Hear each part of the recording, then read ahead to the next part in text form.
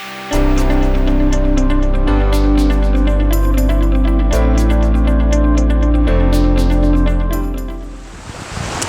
everybody, John Casani here, Calusa Waterkeeper, bringing you our periodic update on events and reports and conditions in the area on our waters. We're going to take a little different approach today. We want to talk a little bit about fishing and angling and how important the fishery is to our resources and how it's connected to water quality. It's really important.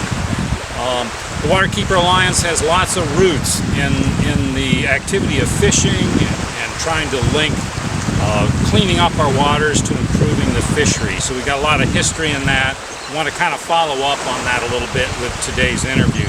So today I have with me Bradley Quandt, who's one of our volunteer rangers. Welcome to our interview, Brad. Thank you, John.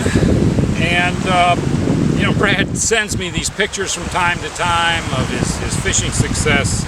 He's on the water a lot. Tell us a little bit about your activities here in fishing, how you go about it, what kind of habitats you target, offshore, inshore, just Sure. kind of how you approach the fishing. So I'm technically a boatless individual, so I technically get out there on the beach a lot of times, easy access that way, plenty of beach in the area. Also get out on my paddleboard and kayak, so it's largely near shore, primarily inshore, back bay type of fishing. What kind of success have you? I know you don't like to give away your really great fishing spots, but what are you targeting? What are you catching? Anything you can share, willing to share with our viewers? Sure. Yeah, I mean, this time of year it's snook spawning season, so they're out on the beaches. Water's been very, very clear lately, so being able to kind of sight cast those off the beach. I do go to Lovers Key State Park Beach quite a bit, give you a little insight there. As far as the back bay goes, I like to go out in Sanibel, Tarpon Bay, and also in the Dig Darling National Wildlife Preserve. Target some redfish back there in the mangroves. Yeah, kayak fishing, paddleboard fishing is really an intimate, kind of a special way to fish because you're so close to the resource. You're actually almost in the water, and you're right there on top of the fish a lot of times. It's a really popular way to fish. Yep.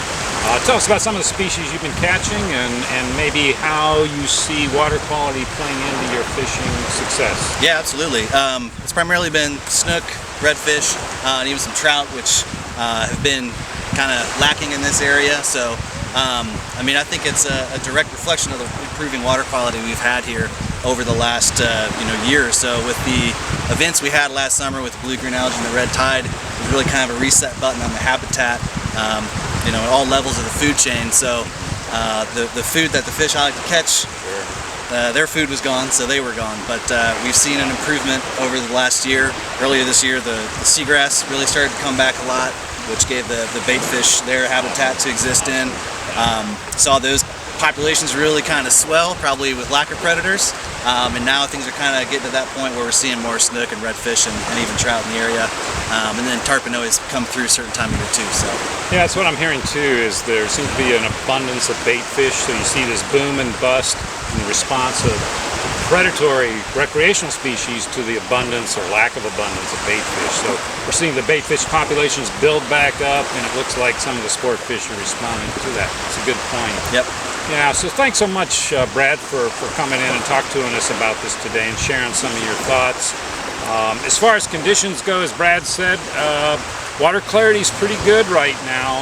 At this point of the year, typically we have a lot of stormwater runoff. Lately it hasn't been raining much, so the waters are clearing up. We're not seeing that stormwater loading issue. Red tide is just kind of hanging around a little bit offshore, nothing significant, mostly just background levels. We hope it won't get worse than that. So that's kind of the condition update. Still a little bit of blue-green algae in Lake Okeechobee, but not getting worse. At least we can say that at this point. So that's pretty much it for this update. We'll see you again in a couple weeks and maybe have another fishing report for you at that time. Thanks again, Brad. Absolutely.